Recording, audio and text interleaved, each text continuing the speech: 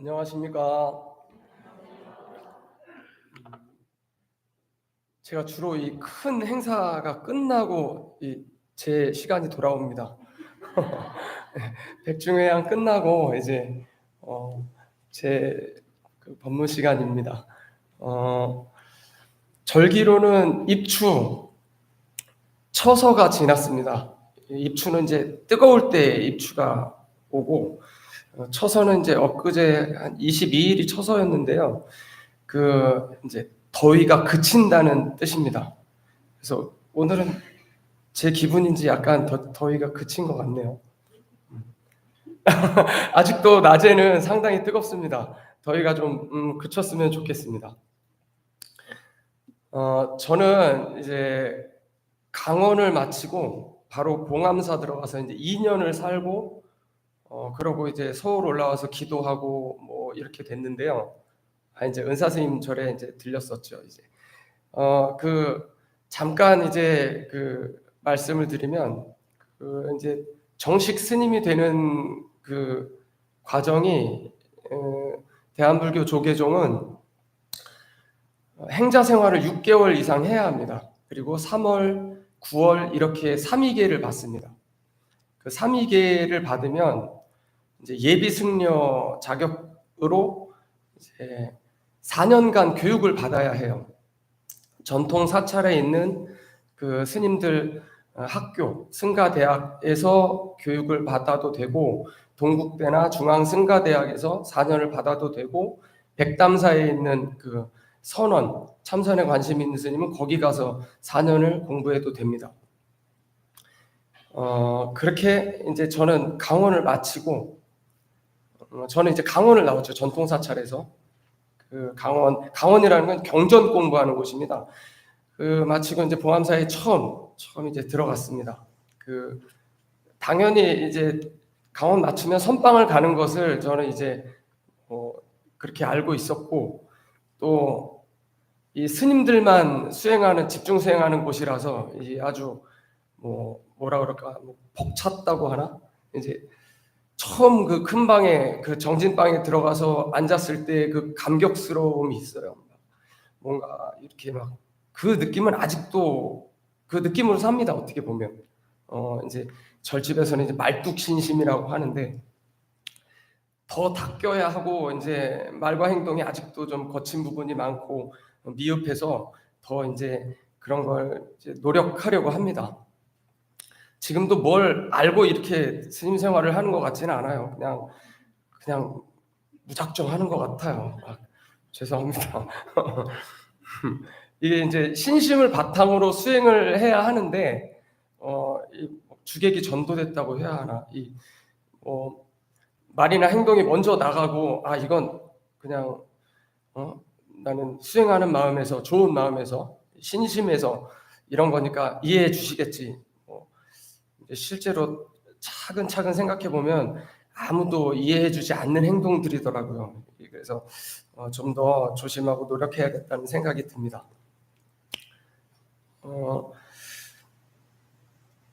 처음 이제 선방에 가보니 이제 여러 스님들을 이제 보게 됩니다. 그러니까 정진, 이 수행하는 것과 사는 방법, 사는 것, 그곳에서의 사는 어떤 행동 양식, 이런 것이 제 생각엔 다르지 않은데요. 이제 사는 방법 배우는 것도 공부의 일환, 수행의 일환이라고 생각을 하는데, 그 안에 있을 때는 어떤 상상을 했냐면, 저 스님이나 나나 똑같이 이 참선하러 들어왔는데, 만약에 똑같은 조건이면 내가 더 잘하겠다, 내가 더 잘할 수 있다, 이런 생각도 들 때가 있어요. 참으로 건방지죠. 그러니까 난 이런 힘든 소임을 좀 안 하면, 근데 이 말도 안 맞습니다. 왜냐하면 선방 같은 경우에 힘든 소임은 오히려 법납이 많은 스님들이 더 합니다. 이 더러운 것도 법납이 차야 더럽고 힘들고 이런 일을 시켜요. 이제 저희가 이제 좀 힘들다고 느끼는 건, 합판이 힘들다고 느끼는 거는 좀 이 대우가 대우가 좀 인제 좀 저를 부를 때 이제 제가 이제 그 도반 스님들은 먼저 비구계를 받고 정식 스님이 되고, 저는 인제 포살이라고 하는 거를 빠져 가지고 1년 늦게, 그러니까 삼위 스님인 채로 이제 강원 졸업하고 선방에 살았어요. 그러니까 저를 부를 때 어떤 스님은 이렇게 부릅니다. 그리고 어떤 스님은 이렇게 부르고, 야, 삼위, 다각, 이게 다 같은 말입니다. 저 부르는 거예요. 뭐 어이도 같습니다. 어이 뭐 이것도 같습니다. 그렇게 인제 한철을 사는데요. 그 이제 누가 스님들이 포행 가자 하면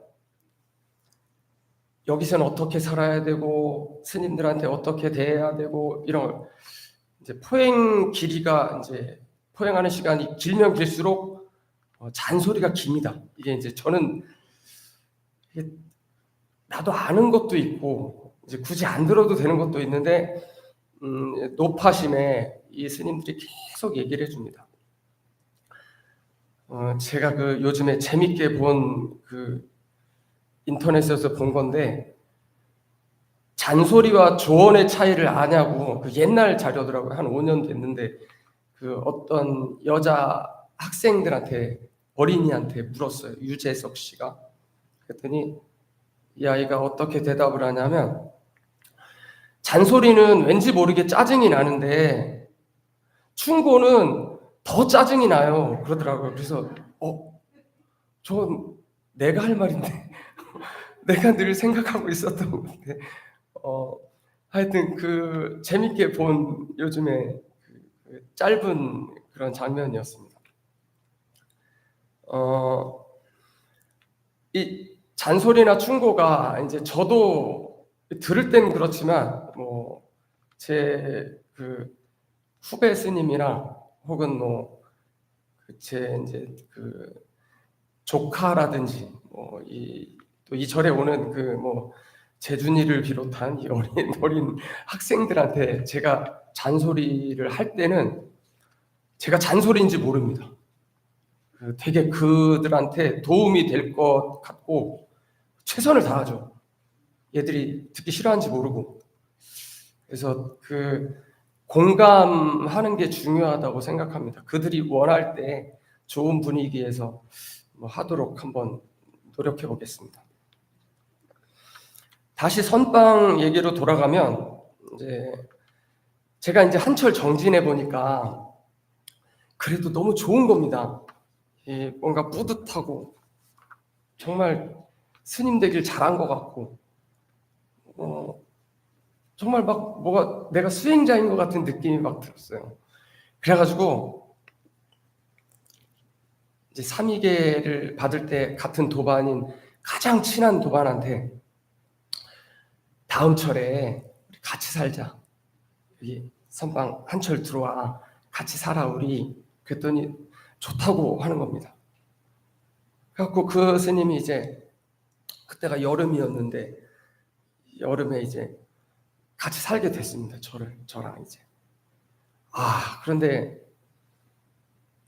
한 달 반이 반철이거든요. 3 달이 인제 한철이니까 반철쯤 돼 가지고는 막 서로 막 너무 안 맞는 거예요. 막 그냥 의가 상해 가지고 하도 인제 막 이 스님이 저만 보면 뭐라 하니까. 근데 이게 뭐라고 하냐면, 이 스님 말이 인제 제가 싫어서 그러는 게 아닌 거예요.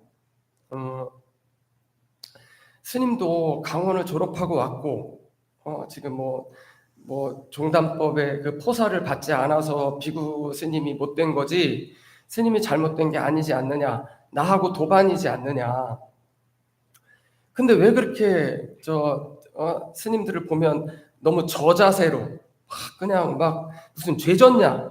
그냥 너무 그러는 거 아니냐. 이렇게 우리도 우리 딱 소임 끝나면 여기도 다 저 스님이나 우리나 정진하러 들어온 것이지, 스님이 뭐 여기 뭐 저 스님들 수발 들으러 들어왔냐. 꼭 막 수발을 들을 정도로 제가 하지도 않았어요. 인제 그런데 인제 저는 또 속으로 그러는 거죠. 아이고, 지는 비구계를 받았으니 비구 스님 대우를 받으니까 그렇지. 나는 아직 비구계를 못 받았으니 저 삼위 스님이니 저 예비 승려니까 스님들이 그럴만 하고 또 아이 나는 나대로 사는 방법이 있는데 그건 지가 나보다 높이 먼저 한 발짝 가 있으니까 그런 거지. 이러면서 이제 전 또 그 스님한테 대고도 또 불만을 또 잘 얘기하지 못해요. 그러면서 이제 전 저대로 또 피노키오처럼 입이 나오는 겁니다. 코가 나오죠, 피노키오는? 죄송합니다. 막 입이 나오는 겁니다. 이제. 그래서 이 스님하고 아주 불편했어요. 그 한 달 반이. 지옥 같더라고요. 막 얼마나 불편한지. 또 어떤 경우를 봤냐면 법납이 25년, 26년 이쯤 되면 한주 스님, 이제 한가로운 주인, 그 절에서 이제 그 선방에서 어떤 소임보다, 근데 요즘에는 스님들이 없어서 이 한주 스님들도 소임을 본다더라고. 이 이제 법납이 그 정도면 참 많은 법납인데 이 스님 두 분이 사형사제 스님이에요. 사형사제 스님이 방부를 들여가지고 이제 정진하러 들어왔어요. 봉암사에, 서당에. 그걸 이제 제가 보니까 저는 이제 한참 까마득한 후배고 이제 합판이고 이런데 제가 그 모습을 보니까 우리 사형 스님이 떠오르더라고요. 나도 우리 사형 스님하고 언제 저렇게 한 선방에서 정진하게 됐으면 좋겠다. 정말 부럽다. 이 스님들 한 달 있으니까 막 원수지간이 되더라고요. 싸워갖고 너무 재밌는 거예요. 별것 아닌 거 가지고 싸워요. 그러니까 이 사형 되는 스님이 조금 기도를 하시느라고 몇 년 선방에 못 나오셨대요. 그리고 그 동생이신 사제 스님은 계속 꾸준히 선방을 다니셨고, 그러니까 이제 이 선방에서 해야 될 행동, 하지 말아야 할 행동, 그러니까 법납이 많으면 더 편하고 더 자유로울 것 같지만 오히려 더 불편한 것들이 많아요. 이제 그러니까 그 선방에 꾸준히 나온 스님이 이제 그 형님 스님한테 저 합한 스님들 이제 막 선방 참선 시작한 스님들한테 창피하지 않느냐? 이런 행동은 하지 마라, 어쩌라, 뭐 막 이렇게 이제 조언, 충고를 하시는 거죠. 그러니 사형 스님은 그래, 내가 조심할게. 이러면 싸우면 안 되는데 어디서 이 동생놈이 어디서 지금 선방 좀 더 다녔다고 나한테 눈을 치켜뜨고 이런 이 되먹지 못한 놈이 있어. 이렇게 막 이제 싸우기 시작하는 겁니다. 그 싸움이 정말 제가 사형 스님과 선방을 함께 살기로 했던 마음은 다신 먹지 않고 있습니다. 그걸 보고 나서 어쨌든 이제 그렇게 친한 관계일수록 어떤 조언이나 충고로부터 혹은 같은 공간, 같은 시간 안에서 더 어떻게 보면 약간 무심도 공덕이라 하잖아요. 무심공덕. 이제 그런 마음에서 배려가 필요하지 않나 그런 생각을 해봤었어요. 신라시대 원효대사와 함께 참으로 훌륭하시고 유명하신 스님 그 의상대사가 지으신 법성계에 이러한 구절이 마음에 들어옵니다. 일미진중 함시방 일체진중 영려시 라는 구절인데요. 하나의 티끌 속에 우주가 다 들어있고 반대로 우주 속에 티끌이 다 들어있다는 뜻입니다. 또 이제 그 법성계 안에 또 일충일체 다중일 일즉일체 다즉일이라는 구절도 있습니다. 비슷한 의미입니다. 하나가 곧 일체이고 일체가 곧 하나라는 뜻입니다. 저는 이 구절들을 소리낼 때 마음을 떠올립니다. 마음이 그래요. 넓게 쓰자면 한없이 크고 넓은 우주를 내놓을 수도 있습니다. 한번 옹졸해지면 정말 조금의 틈도 내주지 않으려고 이를 악물죠. 더 막고 닫으려 합니다. 다른 사람 얘기하는 게 아니라 제 얘기하는 겁니다. 네. 제가 앞에서 말씀드린 잔소리와 조언의 차이에 대한 그 어린이의 대답, 어린이의 반응이 이제 어떤 장면이 재밌었냐면 이런 거예요. 만약 진행하는 어른이 이제 뭐 물론 예능 프로라 그랬었겠지만 그 유재석 씨가 정답을 정해놓고 질문을 했다면 이 어린이의 대답, 잔소리는 왠지 모르게 짜증이 나는데 충고는 더 짜증이 나요. 이런 대답을 하지도 못했을 뿐더러 또 그런 대답을 했다면 이 진행자가 이제 정해놓은 정답에 맞게 이 정리를 했을 거예요. 가르치듯. 이제 아이를 가르치듯 뭐 잔소리는 이런 거고 조언 충고는 이런 거야 이러면서 뭐 정리를 했겠죠. 그런데 어떠한 대답이 나와도 기다리고 있는 거예요. 즐거운 순간으로 이 모든 사람이 볼 수 있도록. 그러니까 저도 그런 생각을 하는 겁니다. 이제 제가 먼저 해본 수행이 있고 또 여기 계신 분들이 먼저 해본 수행이 있을 테고 또 먼저 느낀 어떤 그 느낌이 있을 거고 먼저 깨달은 바가 있을 거고 제가 만약에 먼저 무엇을 깨달았거나 무엇이 바르다고 느꼈을 때 그걸 어떻게 전달할까를 이런 재밌는 장면에 한번 상상해 봤습니다. 말로 직접적으로 하기보다는 조금 이렇게 그런 내가 깨달은 바를 혹은 그분이 깨달은 바를 우리 서로 공유할 수 있도록 좋은 분위기를 만드는 것, 이것이 중요하다고 한번 생각을 해봤습니다. 또 아까 그 선빵 말씀을 잘 이제 제가 그 재미있자고 이제 한 건데 오해하실까봐 말씀드린 건데 참 그 아주 그 정진하는 데에 그 많은 스님들이 애를 쓰십니다. 저는 조금 재미있는 부분을 아직 이제 공부가 많이 덜 된 눈에서 드린 말씀이에요. 또 그때 그 도반 스님하고는 지금도 잘 지냅니다. 늘 그 도반 스님의 건강을 발언하기도 하고 잘 지냅니다. 그때의 선원의 이 풍경은 그렇지만 성스럽기도 하지만 뭐 그 안에는 세속적인 어떤 미묘한 갈등도 있었다는 말씀을 이제 제가 좀 멋스럽게 전달했습니다. 죄송합니다. 어떤 도량이 정말 청정하고 돌을 닦기 좋은 도량일까 생각할 때 반드시 설법이 있어야 한다고 생각합니다. 우리 법련사에는 이제 주지스님, 총무스님, 광우스님, 법익스님 그리고 저까지 해서 7번 안팎의 법회가 있습니다. 모두 정말 대단하시고 훌륭하신 스님들입니다. 저 빼고요. 여기서 이제 부처님 말씀을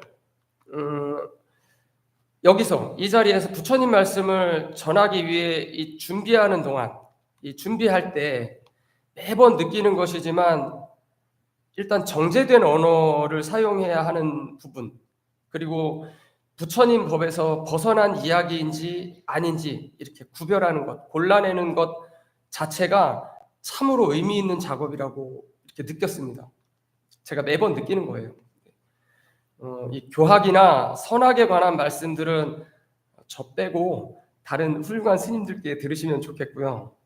저는 이제 중고등학교 때로 치면 이렇게 공 주고 자유롭게 놀라고 하는 시크한 체육 선생님 정도, 네, 그런 모습이 제가 바라는 바입니다. 저도 이제 공부하는 학인이지만 그런 학인의 입장이지만 불교 공부가 어렵다고 보면 상당히 어렵습니다. 외울 것도 이거 암기 과목이에요. 너무 외울 게 많아요, 정말. 제가 그 시험 때마다 굉장히 고생을 하는데 어렵습니다. 그래서 오히려 제 시간에는 좀 뻔뻔하죠. 부담이 덜합니다. 제가 막 그 공부 많이 한 스님처럼 보이려고 어려운 법문을 준비한다기보단 그랬다가 뭐 다들 통나죠. 그 미천이 없는 데다가. 그러니까요. 그래서 저는 그냥 제가 해본 경험을 바탕으로 여러분과 이렇게 공감하려고 합니다. 부처님 설법이 처음부터 깨달음을 정형화해서 이렇게 설해졌다고 하지 않았습니다. 제가 듣기로 중생들의 수준, 입장에 따라 그때그때 뭐 케이스 바이 케이스 각각 다른 방식으로 설하셨다고 합니다. 그래서 응병여약, 대기설법이라고 합니다. 현재 이제 아까도 말씀드렸듯이 부처님께서는 우리 법련사에 여러 방면으로 나투어 대기설법을 하고 계십니다. 좀 전에 말씀드린 주지 스님, 총무 스님, 총무 능인 스님, 광우 스님, 대웅전 기도법사 스님이신 법익 스님, 그리고 저까지요. 네. 이 재준이 오랜만에 보는데 그 스님 법문할 때 떨리니까 꼭 와야 한다. 그래. 자, 오늘은 여기까지입니다. 항상 감사합니다. 성불하십시오.